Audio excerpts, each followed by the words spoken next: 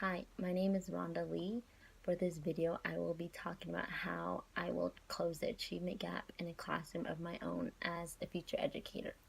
So closing the achievement gap is very time consuming and requires a lot of attention to the students.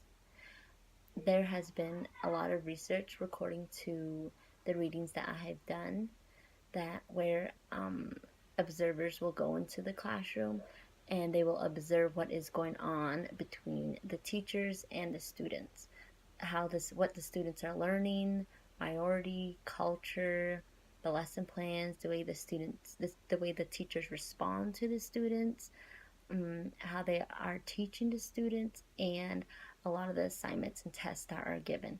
So with this, I would like to refer back to Closing the Achievement Gap by Detracking the article by Carol Corbett Burns.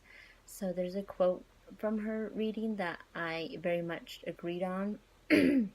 By closing the achievement gap, she says, by dismantling tracking and providing the high track curriculum to all, we can succeed in closing the achievement gap on important measures of learning. So by this, she was referring back to giving students the same classes that all others are taking.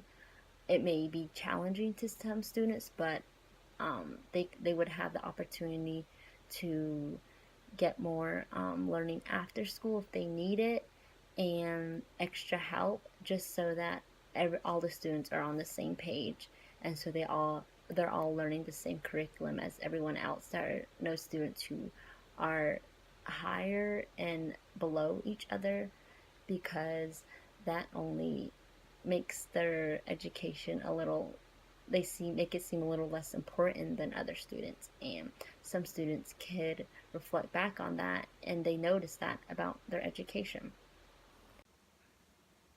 With this, I think that it is very important that teachers, such as me as a future educator, that you gain a good relationship with the students, because you are able to learn about the background, where they are coming from, how they grew up. A lot of students who grew up in poverty weren't able to experience the advantages that some other students. They could be poverty, middle class, or higher class in the economy. Their family could have given them what they wanted, and with that, the way that they were living growing up reflects back on how also they were learning. So as a teacher, you should be able to notice students coming from the type of home that they are in and then coming into a classroom.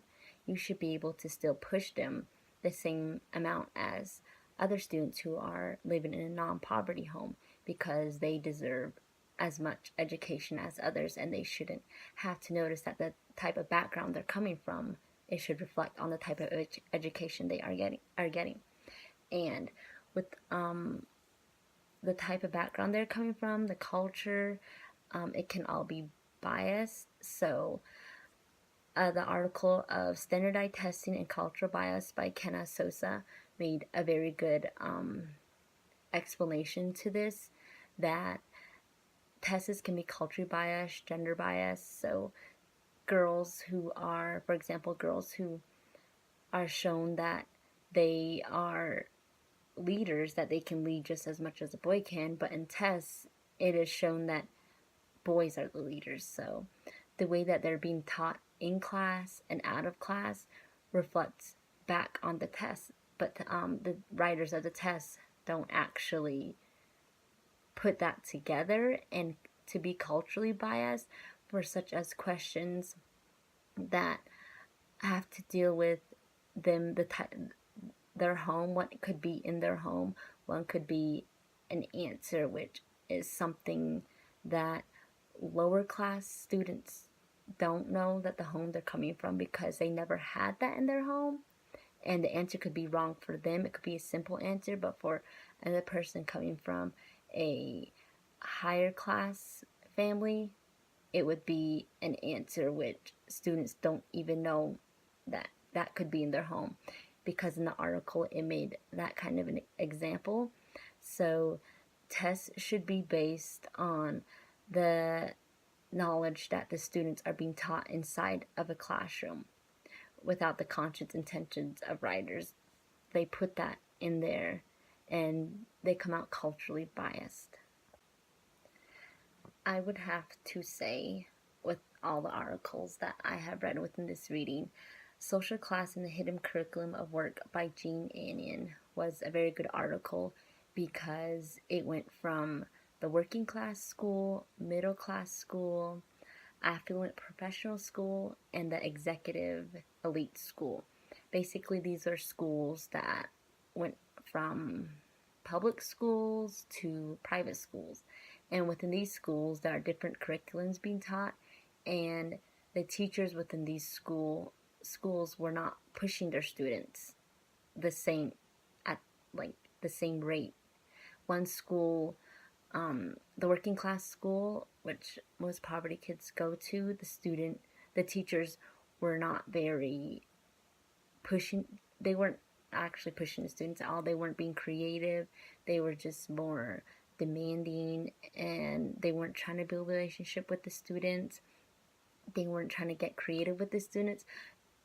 Comparing the working class school to the executive elite school, the teachers very much push the idea of students to be creative in their own work, to see their work in their own perspective of what they mean, and how the student intakes the knowledge that they gain from every class and how they can put it into their own understanding so they can share with others.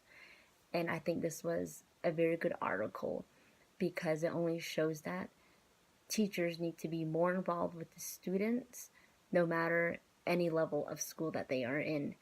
This is one of the biggest ways to close the achievement gap, so that students know that they are just as important no matter the minority, the household they come from, the income that their parents give.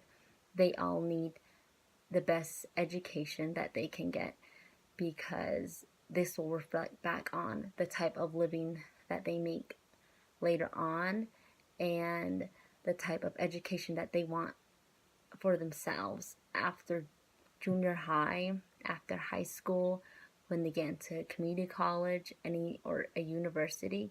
This reflects all back on the type of education that they got growing up. So all the teachers in any level of school should be able to push their students to get them to want to learn, not to force them, but to make them want to be in school, to know that their education is just as important, even if they are in special ed or they have a different type of curriculum for students, but they should be able to make them all the same, even if they are pushed because they could get extra help. And it goes back to test scores. All students get all the same tests.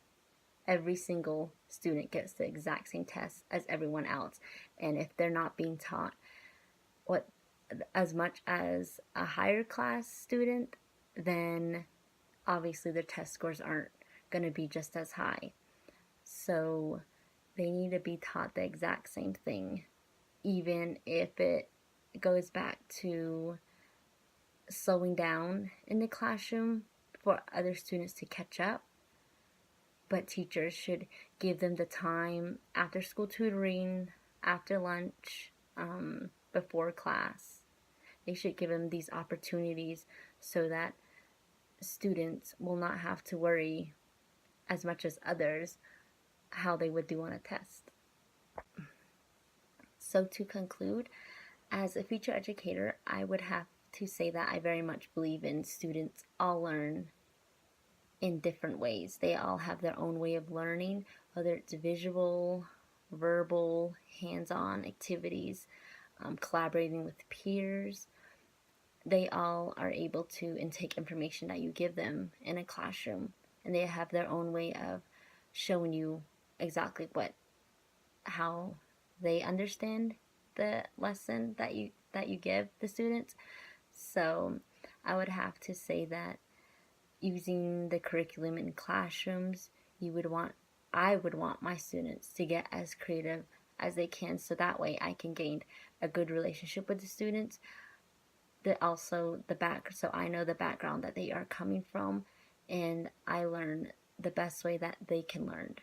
So I would include this in lesson plans that I create, and the students, I believe they are able to teach one another with peers, not only from the teacher, so that they get the best understanding from assignments that are given. And the tests, and when it comes to tests, they are all on the same page. No student knows more than another student. Well, they could, but separating them and putting them in separate classrooms and not pushing to their potential just because they're in a special ed class and the general ed students, it would that would show in a test that they are not being given the same curriculum.